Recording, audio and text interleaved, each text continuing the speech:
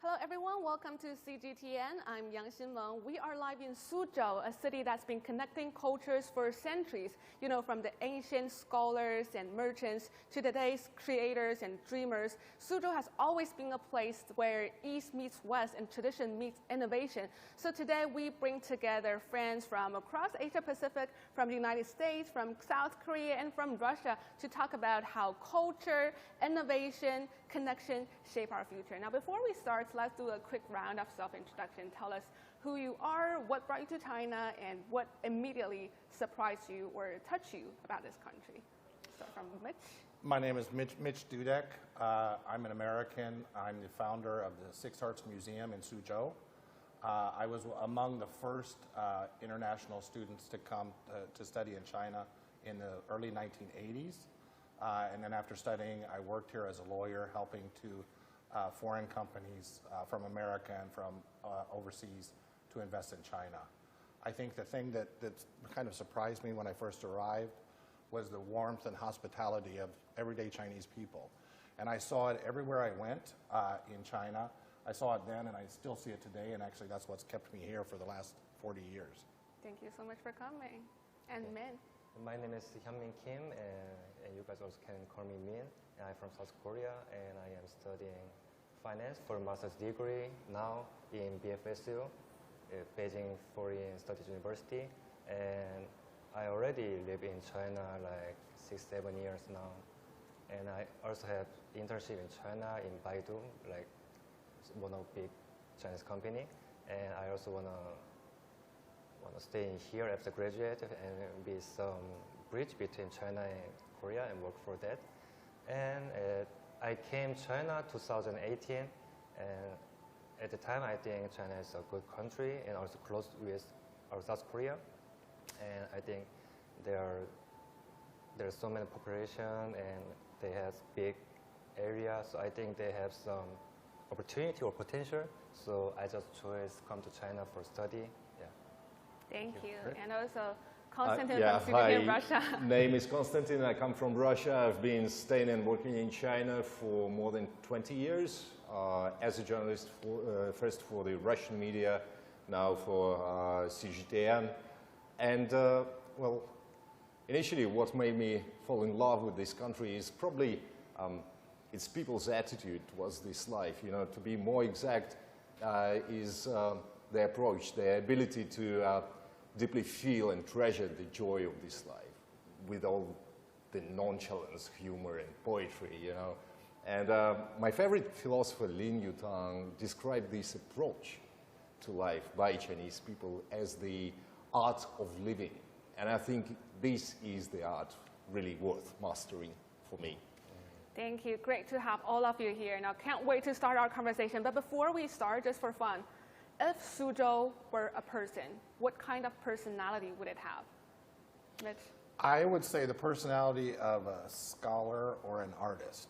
Why? Very calm on when you look at them and you speak with them, very calm, collected, but underneath a great deal of wisdom, a great deal of culture, a great deal of art. Wow, what about Min? Is this your first time to Suzhou? Yeah, right. Yeah. I think Suzhou, if Suzhou were a person, I think I would say someone who knows how to balance tradition and modern life. Because yesterday and today we went to a few museums, and I saw that there are traditional cultures and some structures. And in my room, in my hotel, I also saw so many big buildings and like banks or funds. So I think they have some balance with tradition and modern life. Yeah, I get that vibe. You know, like modern life wrapped around something timeless. Yeah, right. What about Konstantin? Well, you asked to describe it as a person in one word. I would use the word sophisticated. Sophisticated? And I like it. Why? Well, you know, it's also my first time to Suzhou. Oh, really? And yes, I mean, it's a shame for me. I've been working over here for more than 20 years, but well, unfortunately, never had a chance to come over and enjoy. But what I see within 24 hours that I've been staying over here, it's you know, a very interesting city with a very interesting. It works quite another way. that the cities back to north of China, like Beijing, as we say. And I'm still trying to get into how it works. So it feels quite sophisticated for me. Yeah, it sounds sophisticated. Right. I love that. You know, Suzhou does feel like a person. For me, it's kind of soft and gentle, someone who connects quietly but deeply. And somehow it feels, you know, familiar and foreign at the same time. So to each of you, what reminds you of home here? You've been here for the longest years. Yeah, but I used to live in Shanghai. I moved to Suzhou because I started the museum here. Yeah. When I moved to Suzhou, I actually came to Lili Ancient Water Town. Lili Ancient Water Town is a very slow motion, old, historical, you know, many of the buildings are over 1,000 years old, and it's a small place. Although it's in Suzhou, so Suzhou actually there's lots of different opportunities, different types of places to live. But I also grew up in a small town, and just like the town I grew up in, I know all the barbers, I know all the people, all the restaurant owners, I know everybody in town. So it's actually my home actually Suzhou reminds me of the place I grew up in rural America. But you've been to different cities in China. Yes. So why did you choose Suzhou at the first place? Yeah, a lot of people ask me why would I bring the museum into Suzhou? And Right. actually, I always respond as I don't think I chose Suzhou as much as Suzhou chose me. Oh. Because Suzhou is, you know, it's a garden city. It's an ancient garden city. It's so much culture and so much art. So it's actually kind of the perfect place to position a museum that's focused on ancient folk arts. What I was able to bring into Suzhou, and I was invited by the local leaders here, was to be able to bring kind of the ancient folk arts from the whole country into the small village in Suzhou, which was a bit unusual. But So I'm really curious, when you decided to make here your base, what kind of cultural energy did you feel? Well, Suzhou is all about culture. I mean, the reality is, of all the places, and I've been in China for 40 years, I would say Suzhou is one of the most cultured cities that exist. You know, it was when I came here for the first time in the 1980s, it was all tea shops, and just, you know, it's the Venice of the East, and so it's always had a very strong sense of culture and a sense of arts. And so when I came here, of course, that still exists all throughout Suzhou. As I say, it's actually the choice for Mitch is quite natural because, you know, before coming to Suzhou, I was checking out all the backgrounds about the city, and what I find out is, according to the polls, Suzhou year in, year out is always in top 5 Chinese cities most comfortable for living for foreigners. Yes. I think you can prove that, right? Totally. So yeah, Konstantin, continue that. You've been covering China for more than 2 decades, right? So have you found any traces of China here in Suzhou that you've been reporting, or anything new that surprises you here?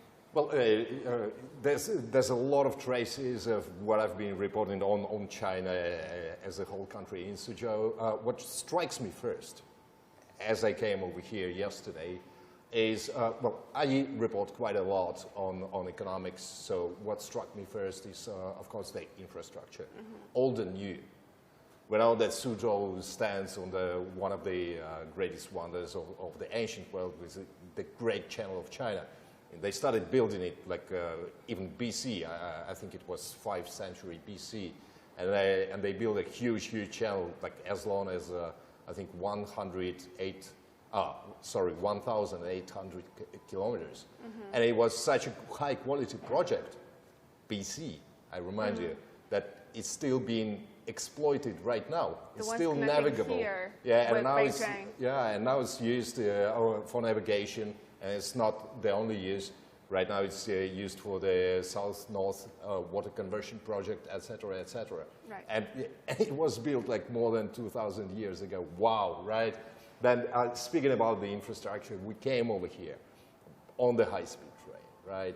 Traveling more than 350 kilometers per hour. Suzhou is interconnected with all the major cities today. For us, living in China, It's traveling at these high speeds is actually the new normal. Like when people are asking us about that, the answer is like, okay, so what? We already got used to that, right? But do you understand that most of the countries in the world, they don't have it right now yet, right? So yeah, what struck me first in Suzhou was, of course, the infrastructure. I see it developing. Suzhou is widely building. It inputs more trust for me personally, say in the housing market, which is a little bit down right now. I see Suzhou building a lot of, everything new. So infrastructure, building market, everything is great. I love it. Okay, and what else? I see you're, grabbing a brochure there all the time. What is it? Yeah. This brochure. This brochure is the answer to your question. What reminds me, how Suzhou reminds me of my hometown. So what is it? What's on it? Food? Yeah. I think the similarity between Suzhou and my hometown is a passion for fine dining. Oh, okay. I think both the people of Suzhou and mostly the people of Russia, not just my hometown, they have this warm feeling to have a proper meal in a proper environment. And I see the signs of it in Suzhou everywhere. Say, today I go to Mitch's museum, right. And there's a small tourist service spot just nearby. So I drop by. The first thing I see is not the tourist map. It's not some booklet with the introduction of the history or whatsoever it is. It's this brochure telling you what to eat for breakfast. I love it, seriously. That's the spirit. Yeah, that's the spirit. Yeah. All right, what about men? I know it's your first time, only second day here in Suzhou, so you haven't seen much, but we've been to a lot of places, so anything remind you of home here?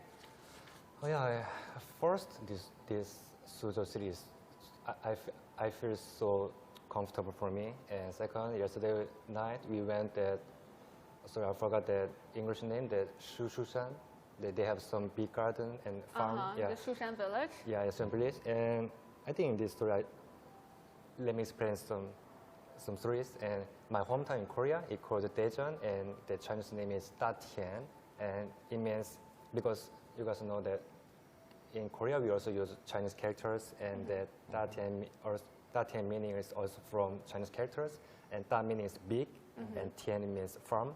And because although our Daejeon is big city now, but before like 1960s, 1970s, we don't have any building, no development, no factory, just have farm for agriculture. So yesterday night I saw that they have some big gardens and have some fruits or for something agriculture. So I more feel comfortable at that Suzhou village. Yeah. So both, metropolitan here, the modern part, and also the rural part, countryside. Yeah. Okay. One thing good with Suzhou is I think that they've been building and it's modernized and it's an incredibly modern city, but they have kept the old. So you will still find the tea houses, you'll still find gardens. The water town that I live in is still there and is protected. So they've kept both, and that's one of the beautiful things of Suzhou, that they didn't destroy everything old. They have built, around it maybe, but there's still a lot of the old Suzhou that still exists.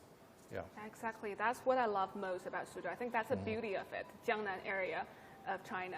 So we talk about Asia Pacific, and APEC itself means connecting economies. But I think what truly connects us isn't just geography or policies or numbers. It's also the connection also exists through stories, through the shared experience, and through culture. So to each of you, how do you personally feel that kind of connection between us, between different countries? Yeah, I think the interconnection. I think I think you have to look at APEC, and you have to look at this area and think of the word, in the English word. I think I'll say is neighbor, right? Because we're all neighbors, and when you think of a neighbor, you think of somebody that's next to you. Maybe it's if it's a house, it's a house that's a neighbor. you know, or if it's an area, or, you know, next to you. But actually, neighbor in English has a much deeper meaning, which is really kind of helping each other, the neighborhood, and trying to, someone that's a neighbor is a friend. Mm-hmm. Yeah. So I would say that's the interconnection, and that's the connection. That's what's important. Yeah. Mm-hmm. And then studying in China here as an international student, how do you feel that kind of connection? Sure, for me, I have some Chinese friends and the other international friends in my campus, in my university. And when I eat some food with them or drink something, we shared our culture and some knowledge for a little bit economy, because I'm studying for finance, right? So we also talk about some finance things for stocks. So, and we can share all of things. We can recognize all of things. So I think the connection is just like I also agree with Mitch's, like he said neighbors, right? I think it's like something like partner. Yeah, we can communicate or more talk about what they want, what they need, and yeah, I think just like Is there a moment when you feel, oh, okay, we're not that different? China and Korea, I think I saw some Chinese traditional structures in Suzhou, or the Beijing, buildings. the village. Because I think Korea and China, we both have a long stories. Yeah, so we have, I think our culture or some village structure or some clothes, foods, we're too similar. Mm-hmm. So yesterday we went a few museums, right? Right.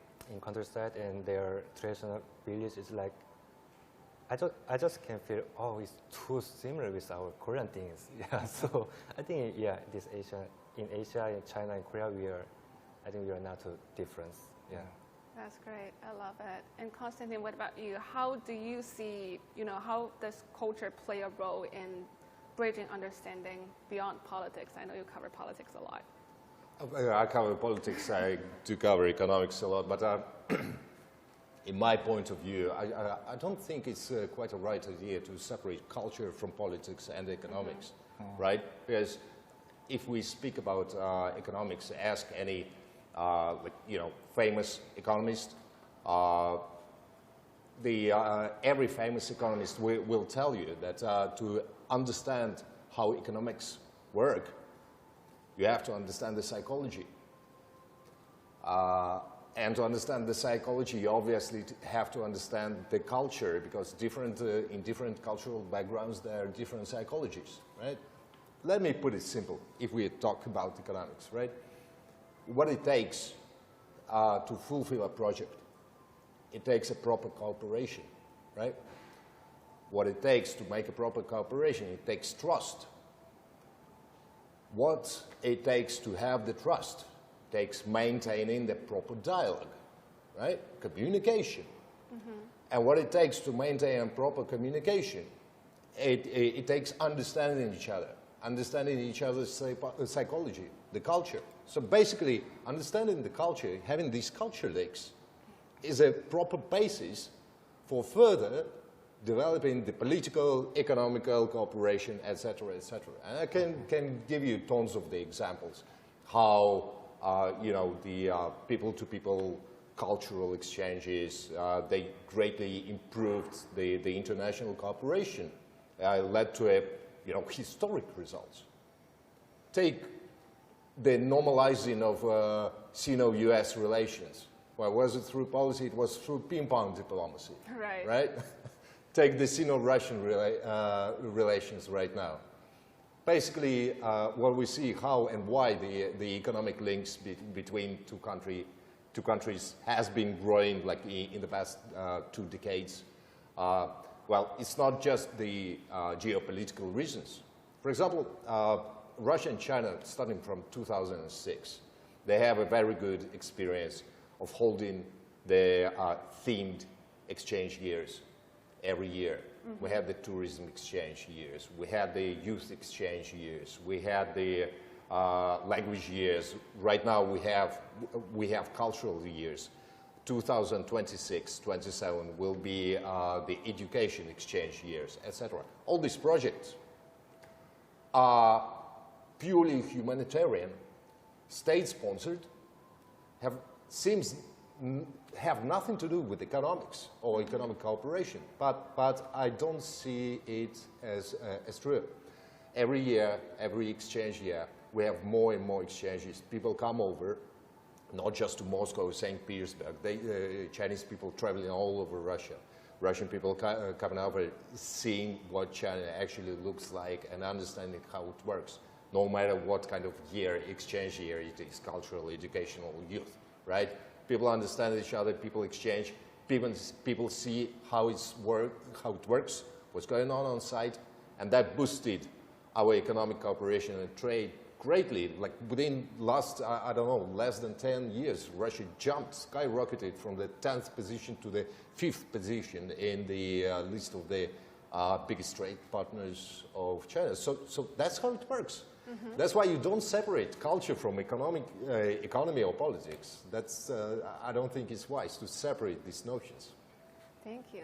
And Mitch, your museum itself, the Six Arts Museum, right, is already a symbol of connection. It brings cultures together. So I'm thinking beyond exhibitions or objects that you collected, what do you think truly connects people together across countries? I think, with using the museum as an example, I think appreciation of artistic endeavors are universal. So like with the museum, I think when Chinese people come to the museum, of course they love it because it represents China, ancient China, and they can see that. But foreigners love it just as much, if not more. Our museum, the Six Arts Museum in particular, because it's a folk art museum, there's a lot of, it relates to artistic endeavors that people use in daily life. It might be a chair, you know, it might be a table, it might be a window. Everyone in the world used those things, but in a different way. And so even people from anywhere in the world, and they come to the museum and they realize, oh, this artistic endeavor of the Chinese is fabulous, is amazing, but then they also have some familiarity to think for themselves, how did we do it in our culture, you know, in ancient times? So I think that's really a universal concept, I think, everywhere in the world. Yeah, you're talking about artistic endeavor, and I know the English name for the museum is Six Arts. Yes. The Chinese name is 6月, actually Six Happiness. What's the? Yeah. Can you explain Well, the Six Happiness, yeah. Actually is the thinking of the senses, right? Because your sense of taste, your sense of touch. The Six Arts Museum is very different than other museums because it's an open museum. It doesn't have glass walls. You can touch everything. You can open. You go to the apothecary or to the medicine cabinets, and you can open up the doors. You can smell the medicine from ancient times. So all of your senses are stimulated, and because of in China the Buddhist concept of the sixth sense or the sense of enlightenment is that's why we call it the 六月 in Chinese. But when you say it in English, if you say six senses, it just doesn't have a ring to it. And then we thought, well, we got to keep with the six, but actually it's an art museum. Right. So people will say, well, it's folk arts, and most of the time when they think of museum, you think it's a history museum or it's a culture museum, which it is, but more than that, it's an art museum. It's just representing ancient art. So we thought the English name is it's slightly different meaning, but both represent who we are. Yes. I love this story. Yeah. Okay, let's do something fun.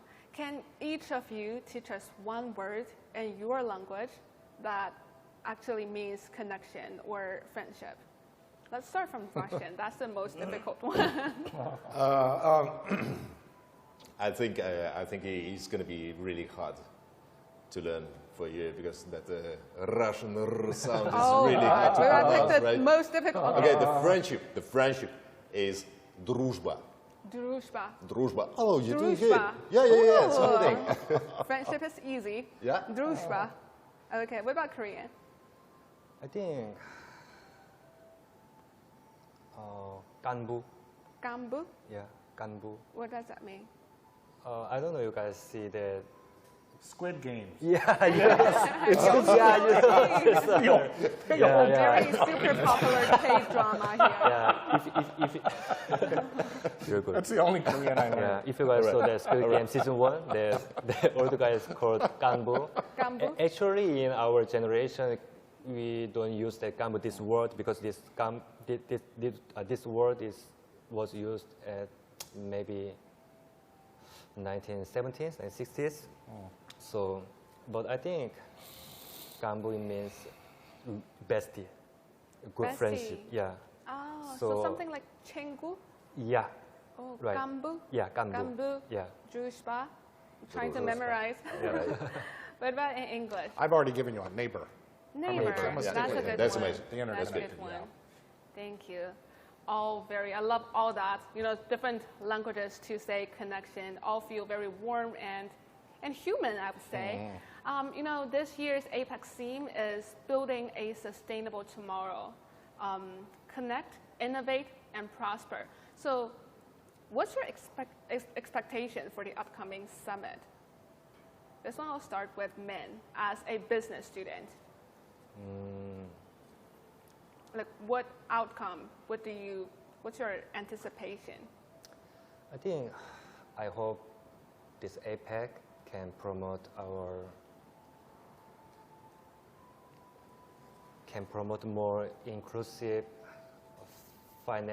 financial cooperation, especially supporting for young CEO and green economy and finance, and by sharing their technology, their AI technology, or some like the financial resources, and we can make some growth more sustainable and balanced. Yeah, I think. All right, thank you. And Konstantin, what about you? Well, I'm hoping the upcoming summit will make our world at least a little bit more stable. Just before we went on air, I think an hour before, there was a final confirmation of Chinese President Xi Jinping meeting Mr. Trump on the sidelines of the summit. So I hope there will be some positive outcomes. At least people start talking. Yeah, I heard the There White is a House lot. made a statement. Yeah, right? so I hope the main outcome. I don't hope for much, honestly, but I think the outcome will be making our world, the region, a little bit more stable. Yeah. It actually means that people at least start talking, you know? That matters. And Korea this year is actually very positively trying to make this work. And what about Mitch? How do you feel about the? Well, of course, I think we're all hoping for wonderful discussions on economic dialogue and as Min just mentioned, maybe some details in that respect. But I think from what I'm doing now and the artistic nature, I'd go back to Konstantin's idea that the cultural exchanges, the human exchanges are also very important.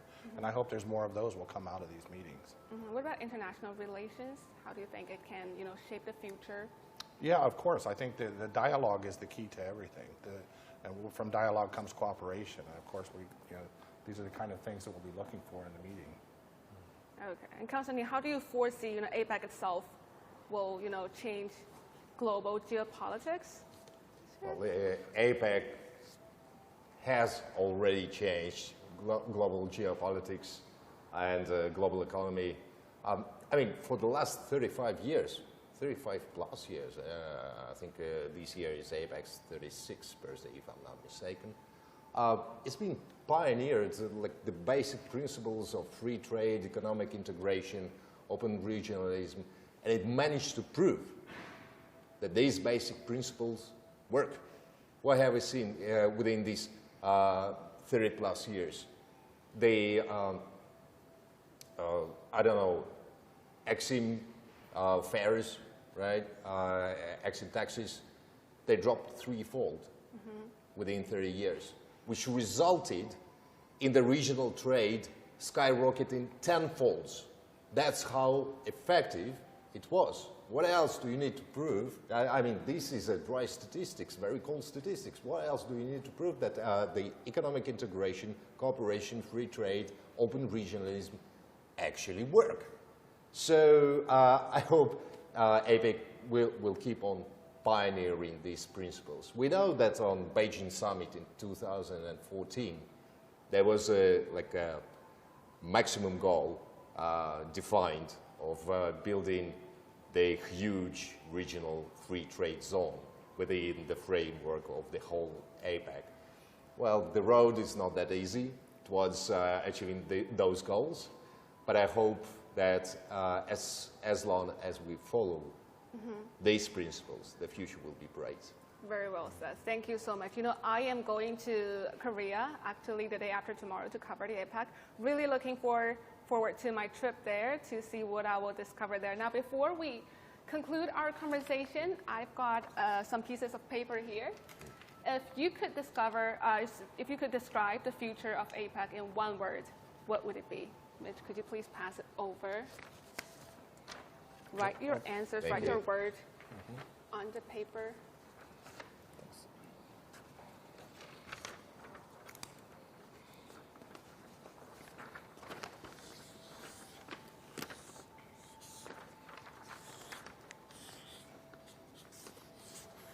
Please make sure to write it as big as possible so that our audience can see.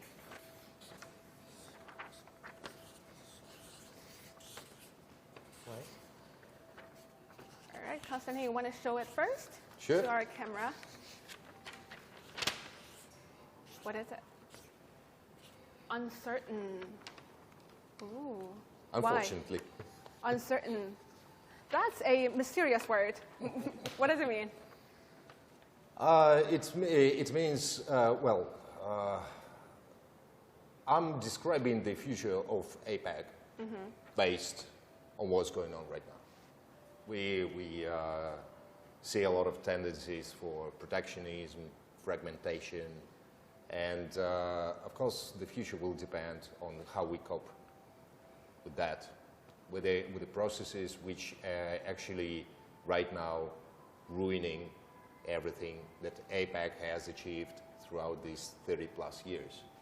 So if we learn how to cope with that, with the processes that we are witnessing right now, the future will be certain. But right now, I think we didn't learn well enough how to cope with this kind of situation that we are facing right now. I truly hope that the upcoming summit will bring more certainty to the future of APEC. More certainty to the uncertain world. Yeah. Love it. Men, what's yours? Oh, harmonious. Harmonious. Yeah. Oh, that's optimistic. Good one. Because Yeah. I think Why did you choose that? because so many countries' leaders go to Korea soon, right, for APEC, and I also hope President Xi Jinping and President Donald Trump their meeting, because for me as an investor and study for finance, I hope they make some good solutions, because I think these two countries can lead our world for economic or something. So they have some good solution, and so they use some good harmonious, also including the other countries. So yeah, I could say this harmonious. So it means a bit more hopeful. All right, last but not least. I'm just more pragmatic. Interconnected. Because this is what we've been discussing today anyway. Yes. We are interconnected. Yeah. We have an uncertain future, maybe we have a harmonious future, but no matter what, you can't get away from the fact that we are interconnected. Oh, that's very wise. Right? Yes. One region affects the other, Yeah. no matter what. Yeah, that's right. No matter what, we are Yeah. interconnected. Thank Yeah. you so much for Thank you. joining us. Thank you so much for your time and insights. We've been talking a lot about connection. You know, sometimes it feels like what connects us together truly isn't built through policies or agreements. It built through empathies or the courage to listen to each other. So maybe the future of our region starts right here in conversation like this. Well, thank you so much to our audience for watching. We'll see you in the next episode. Bye-bye. Bye-bye.